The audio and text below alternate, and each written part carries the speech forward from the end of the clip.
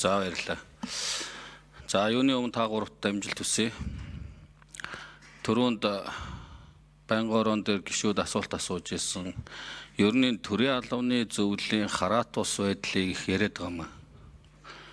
Баахал авилгад өртсөн улсууд байдаг юм шиг яриад байгаа. Харамсалтай нь тийм биш. Энэ байгууллагыг хэн тийм болгодог вөхөр энэ дарга нар, сайд нар, гишүүд яг үнэлэхэд өөрсдөө хуулиа зөрчиж, өөрсдөө төрийн албаны зөвлөлийн энэ одоо гишүүдийг дарамталж ингэж боловсон хүчнүүдэд томилдог шүү. Эдгээр өөрсдөө яг зээ дээрээ ийм болгодог. Тэгчээ дараа нь худлаа төрийн албаны зөвлөлийнхэн хараат байдлаар ажилдаг, авилгын хэл хул авдаг гэсэн юм ярьдаг нь үнэн шүү дээ. Яг үнэлэхэд. Та нар томилгоонд оролцоод байх юм бараг байхгүй болсон. Энэ хідэн яамдуучин бүгдээрээ өөрсдөө төрийн албаны зөвлөлийн салбар зөвлөлтөө. Тэрэнгөөрөө сонгон шалруулалтаа хийдэг. Та нар юу хийж ийнэхөр хідэн нэг төрийн албан агчийн ерөнхий одоо шалгалтыг, сонгон шалруулалтыг тусгай сонгон шалруулалтыг хийдэг ийм л болцсон. Наад сайд нар чинь бүгд төрийн албаныхаа салбар зөвлөлийг яамн дээр авцсан шүү дээ.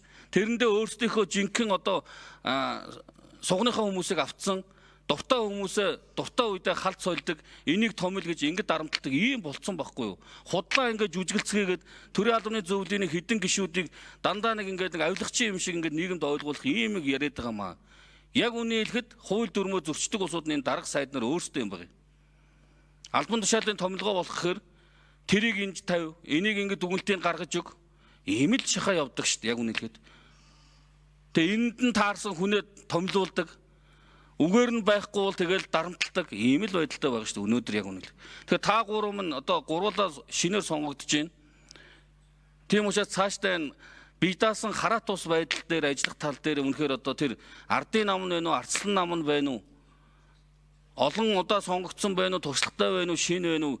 Үл хамааран үнэхээр энэ ажлын байран дээр мэрэгжил боловсрал, мерит зарчмаараа тэгээ нөгөө талаар хамгийн гол нь энэ цаг үед бол ёс зүйтэй хүн энэ төрийн албанд ажиллах усаагаар мэт хэрэгтэй байгаа шүү дээ. Ёс зүйн асуудал орхигчод байгаа.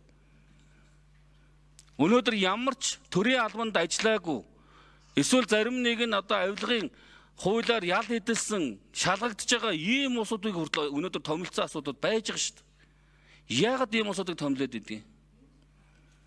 Энд чинь дандаа дарамтанд орж томилогдож байгаа. Нөгөө талаар тухайн яамныхаа харьяа төрийн албаны салбар зөвлөлөөр томилогдож байгаа.